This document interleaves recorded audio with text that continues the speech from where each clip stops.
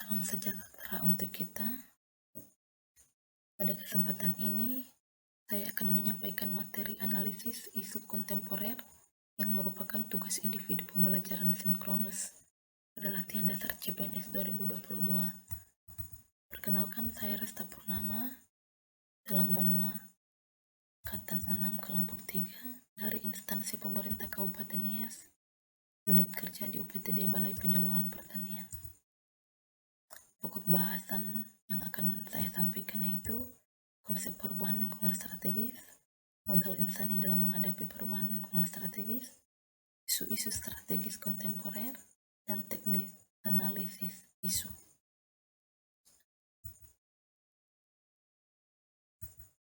Konsep perubahan lingkungan strategis. Perubahan adalah sesuatu yang tidak bisa dihindari dan menjadi bagian dari perjalanan peradaban manusia,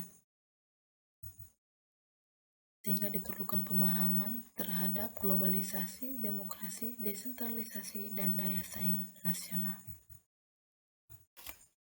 Pembahasan kedua itu modal insani dalam menghadapi perubahan lingkungan strategis. Terdiri dari 6 modal, yaitu yang pertama adalah modal intelektual, diperlukan untuk menemukan peluang dan mengelola perubahan organisasi melalui pengembangan SDM-nya. Modal emosional, yaitu kemampuan mengelola emosi dengan baik.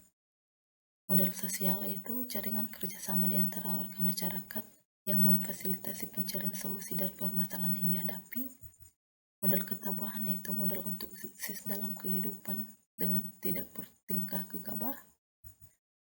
Modal etika dan moral, yang itu meliputi integritas, bertanggung jawab, penyayang, dan pemaaf. Dan modal kesehatan atau kekuatan fisik jasmani. Beberapa isu strategis kontemporer di Indonesia itu korupsi, narkoba, terorisme dan radikalisme, money laundering, proxy war, kejahatan mass communication. Korupsi adalah penyelewengan atau penyalahgunaan uang negara di perusahaan, organisasi, dan sebagainya untuk kepentingan pribadi atau orang lain. Korupsi ini sangat berpengaruh buruk terhadap pembangunan kesejahteraan manusia, mulai dari bidang sosial, budaya, ekonomi, serta psikologi masyarakat.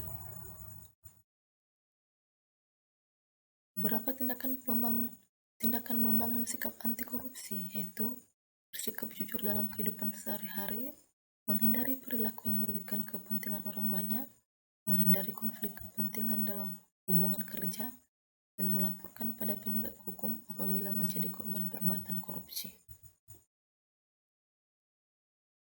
Isu selanjutnya adalah narkoba atau sering disebut narkotika, adalah zat atau obat yang dapat berasal dari tanaman atau bukan tanaman, baik sintesis maupun semi-sintesis, dapat menyebabkan penurunan atau perubahan kesadaran, hilangnya rasa, mengurangi sampai menghilangkan rasa nyeri, dan dapat menimbulkan ketergantungan.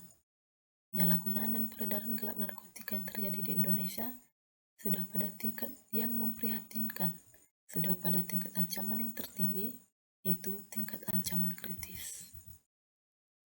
Badan Narkotika Nasional melakukan upaya program pencegahan dan pemberantasan penyalahgunaan dan peredaran gelap narkoba atau P4GN yang melibatkan seluruh komponen masyarakat, bangsa, dan negara. Isu selanjutnya adalah terorisme dan radikalisme. Terorisme ini merupakan istilah yang digunakan untuk penggunaan kekerasan terhadap penduduk sipil untuk mencapai tujuan politik dalam skala lebih kecil daripada perang. Sedangkan radikalisme merupakan suatu sikap yang mendambakan perubahan secara total dan bersifat revolusioner dengan menjungkir balikkan nilai-nilai yang ada secara drastis lewat kekerasan dan aksi-aksi yang ekstrem. Gerakan anti-radikalisme dan terorisme di Indonesia dilakukan dengan menanamkan dan memasyarakatkan kesadaran akan nilai-nilai Pancasila serta implementasinya dalam kehidupan berbangsa dan bernegara. Isu selanjutnya itu money laundering. Money laundering ini atau disebut juga pencucian uang adalah upaya menyamarkan, menyembunyikan, menghilangkan atau menghapus jejak dan asal-usul uang atau harta kekayaan yang diperoleh dari hasil tindak pidana. Dampak negatif money laundering yaitu merongrong sektor swasta yang sah, merongrong integritas pasar-pasar keuangan, hilangnya kendali pemerintah terhadap kebijakan ekonomi, timbulnya distorsi dan ketidakstabilan ekonomi, hilangnya pendapatan negara dari sumber pembayaran pajak, risiko pemerintah dalam melaksanakan program privatisasi, merusak reputasi negara, dan menimbulkan biaya sosial yang tinggi. Isu selanjutnya adalah proxy war, yaitu merujuk pada konflik di antara dua negara, di mana negara tersebut tidak serta-merta terlibat langsung dalam peperangan karena melibatkan proksi atau kaki tangan. Pengembangan Pancasila sebagai dasar filsafat negara harus benar-benar direalisasikan untuk mencegah terjadinya konflik. Isu terakhir adalah kejahatan mass communication atau komunikasi massa, yaitu terjadi secara tidak langsung atau melalui media satu arah, yaitu tidak ada interaksi antar komunikan, terbuka, dan publik tersebar secara geografis. Pokok bahasan terakhir yaitu teknik analisis isu. Teknik analisis isu bisa dilakukan dengan menggunakan kemampuan berpikir kritis yang ditandai dengan penggunaan alat bantu penetapan kriteria kualitas isu.